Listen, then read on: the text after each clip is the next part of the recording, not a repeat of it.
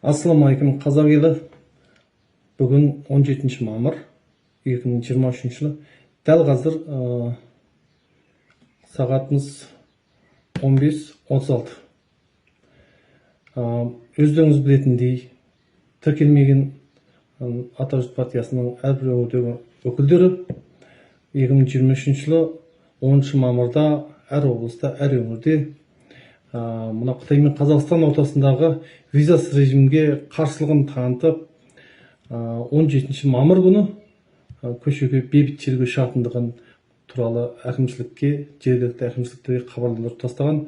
Сол себепті бүгінгі таңнан бері біздің әр өңірдегі азаматтарға, яғни осы Қытайдың визасыз кіру режиміне қарсы кейбір белсенді азаматтарға билік жағынан қысым болып қудалауға ұшырап жатыр.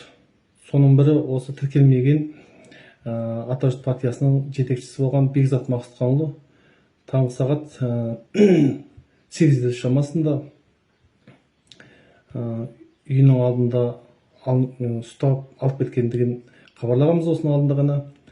Мен қазір осы біздің адвокатымыз Шыңғат Байжанов мырзаға хабарластым. Ол кісінің айтуынша Бекзат Мақсұтханұлына сот ашатындығын және оның қай уақытта болатындығы айтылмаған, бірақ та онлайн сол сотқа қатысатындығын айтты. Яғни дәл қазір сол іс қағаздары дайындалып жатыр дейді. Енді біздің мынау тәуелсіз елімізге анау визасыз режимді қабылдасақ, миллиондаған қытайлар кірсе, ертеңгі күні осы ұрпағымыздың болашағына қандай да бір қауіп бола ма, еліміздің тәуелсіздігіне қандай да бір қауіп бола ма деген алаңдаған, соған өзінің көзқарасын білдірген азаматтарды қудалап жатқан мынау жаңа Қазақстан. Қалай жаңа Қазақстан деп атаймыз? Сол баяғы нұр жүйенің жолымен жүріп келе жатыр. Сол бұрынғы президенттің ұстанған ұстанымымен келе жатыр. Қандай бізде өзгешелік, жаңалық бар?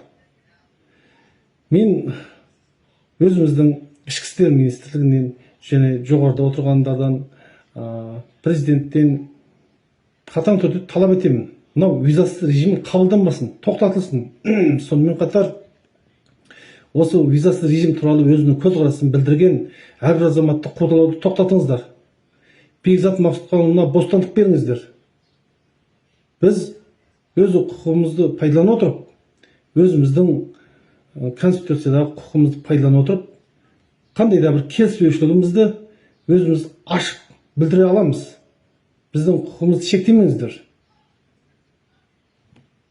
Бұл Бекзат Мақсұтханұлы да өзімнің елім, жерім деп еңіреп жүрген азамат. Яғни елдің болашағынан, ұрпағымыздың болашағынан алаңдаушылық білдіріп, өзінің көзқарасын білдіріп, жалғыз өзі митингіге баратындығы туралы айтқан, ешқандай бір халықты жиналуға шақырған жоқ. Тек қана өзінің жеке парақшасынан көрсеңіздер білесіздер. Яғни 17 мамыр күні жаңа Сарыарқа кинотеатрының арт жағындағы алаңға өзінің баратындығы туралы айтылған. Енді осыған елді, халықты шақырдым дегендей арандатумен іс қозғайтын болсаңыздар, онда сіздердің бұл әділетсіздіктеріңіз халықараның алдында масқара болмақшы. Біз бұл тақырыпты бұнымен қоймаймыз. Бүкіл әлемге, бүкіл халықараға жайып саламыз. Сіздердің шынайы бетпейлеріңізді көрсетеміз. Сондықтан ешқандай шартсыз түрде Бекзат Мақсұтханұлын босатуды, басқа да қудалап жатқан азаматтарды қудалауды тоқтатуды талап етемін.